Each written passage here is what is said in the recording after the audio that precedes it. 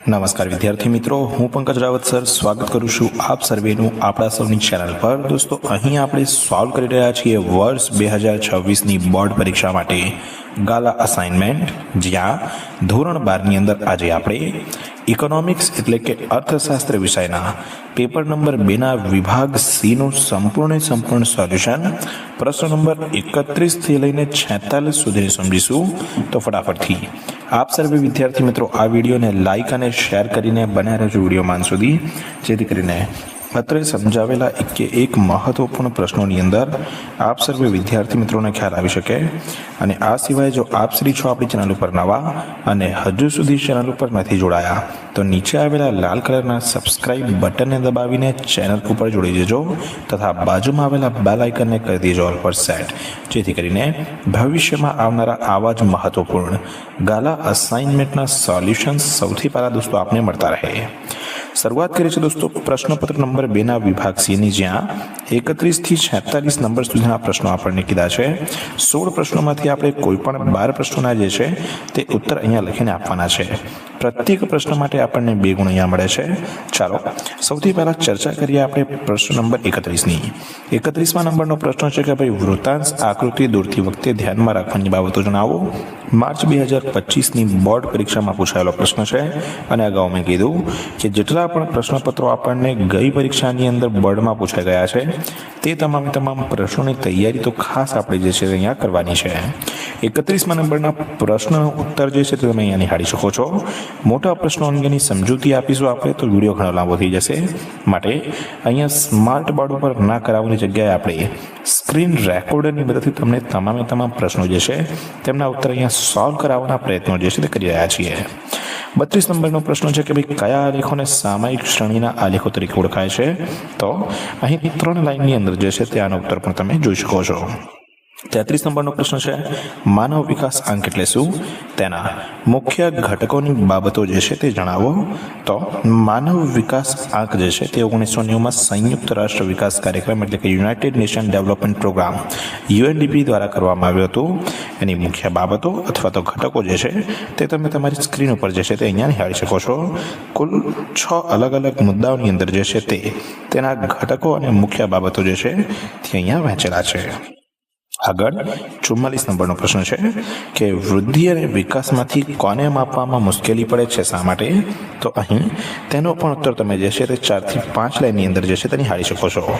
અહીંયા દોસ્તો ખાસ આ વખતે અસાઇનમેન્ટની અંદર જે સૌથી અલગ બાબત છે એ છે કે અહીંયા આપેલા પ્રશ્નો અહીંયા દર વર્ષ કરતાં અલગ છે। બેઠા પ્રશ્નો જે છે તે સ્વાધ્યાયના આ વખતે નથી લેવામાં આવ્યા, પ્રશ્નોને ટ્વિસ્ટ કરીને અને અલગ રીતે બનાવીને અહીંયા પૂછવામાં આવ્યા છે। તો જલ્દી કરીને આના જવાબ તમને ક્યાંક મળવા જે છે તે પણ અહીંયા મુશ્કેલ પડી શકે છે। 35મું છે જૂન 2025ની અંદર પરીક્ષામાં પૂછાયેલો પ્રશ્ન કે નાણાંના મૂલ્યના માપદંડ તરીકેના કાર્યને ઉદાહરણ સહિત સમજાવો। તો તેનો પણ ઉત્તર તમે જે છે તે સ્ક્રીન ઉપર નિહાળી શકો છો। આગળ દોસ્તો અહીંયા ચર્ચા કરીએ આપણે તો 36 નંબરનો ખાસ પ્રશ્ન છે કે ભાઈ સાટા પ્રથાના કોઈ પણ 2 ફાયદા જણાવો। તો કોઈ પણ મૂલ્ય માપદંડની જરૂર પડતી નથી અને પરસ્પર જરૂરિયાતનું લેવડ દેવડ સળી બની જાય છે। તો અહીંયા જે છે તે સાટા પ્રથાના 2 ફાયદા થઈ જાય છે।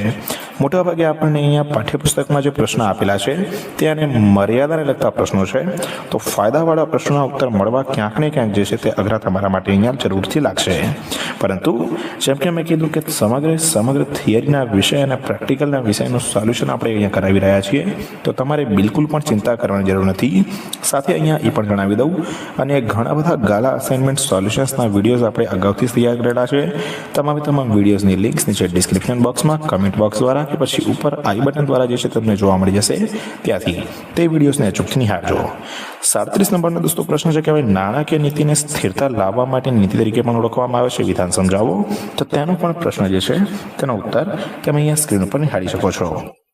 38 નંબરનો પ્રશ્ન છે રોકડ અનામત પ્રમાણ એટલે શું? જુલાઈ 2022ની અંદર દોસ્તો પૂછાયેલો પ્રશ્ન છે, ઉત્તર તમારી સ્ક્રીન ઉપર તમને દેખાતો હશે। 39 નંબરનો પ્રશ્ન છે લૈંગિક અસમાનતા ભારતમાં ગરીબી માટે જવાબદાર છે, વિધાન સમજાવો। જુલાઈ 2022ની બોર્ડ પરીક્ષામાં છેલ્લે પૂછાયેલા દોસ્તો અહીંયા આ પ્રશ્ન છે। 40મું છે કે ભાઈ સંપૂર્ણ કે ખુલ્લી બેરોજગારી માપવાની પ્રચલિત પદ્ધતિ જણાવો। તો ત્રણ અલગ અલગ પદ્ધતિ છે જે તમે સ્ક્રીન ઉપર નિહાળી શકો છો. 41 નંબરના પ્રશ્નની અંદર આપણને કીધું છે કે ભાઈ બેરોજગારીની સમસ્યા હળવી કરવાના ઉપાયોની યાદી બનાવો. દોસ્તો આનો ઉત્તર હું જણાવું તેની પહેલા ખાસ દોસ્તો જણાવી દઉં કે આપણા ક્લાસીસ ડેક્સ એકેડમીની અંદર 50% ફીસ માફી સાથે સેકન્ડ ટર્મની દિવાળી પછીની બેચીસ ધોરણ 11-12 કોમર્સ માટે શરૂ થઈ ગઈ છે. તો અત્યાર સુધી જો તમે ક્યાંય ટ્યુશન નથી રખાવ્યું અથવા તો રખાયું છે કે પછી તમને ખબર ઓછી પડે છે અથવા નાણાકીય અગવડતાને લીધે કોઈ સમસ્યા છે તો આજે જ સ્ક્રીન ઉપર દેખાતા નંબર 8866562578 ઉપર સંપર્ક કરો અને તમારી નોંધણી હાલ જ કરાવો. એક અઠવાડિયાના ડેમો લેક્ચર ભર્યા પછી જ તમારે બાકીની જે પણ ફી છે તે અહીં ભરવાની છે. તો બિલકુલ પણ વાર ના કરતા દિવાળી બાદની સેકન્ડ ટર્મ બેચનો લાભ જે છે તે જરૂરથી માણો.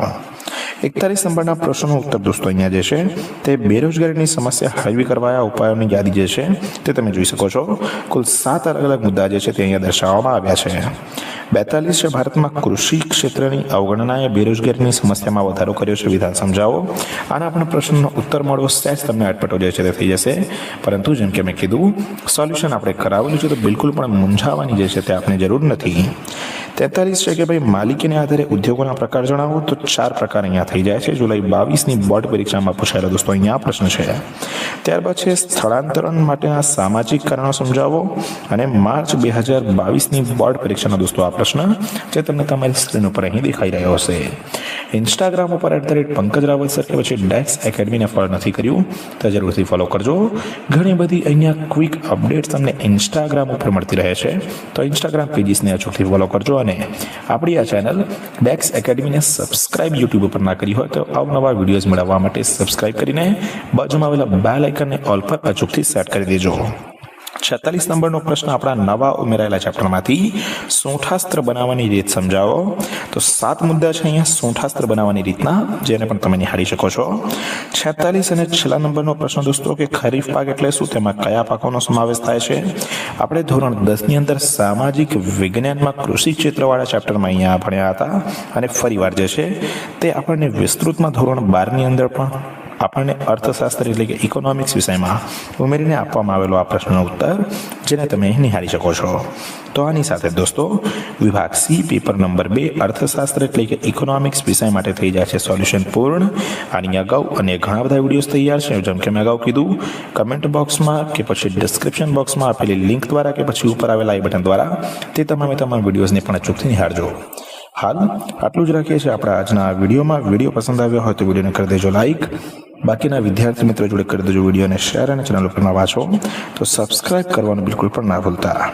મળીએ છીએ દોસ્તો જલ્દી જ એક નવા વિડીયોમાં આવા જ કેટલાક મહત્વપૂર્ણ સોલ્યુશનની સાથે. ત્યાર સુધી થેન્ક યુ સો મચ. જય હિન્દ, વંદે માતરમ.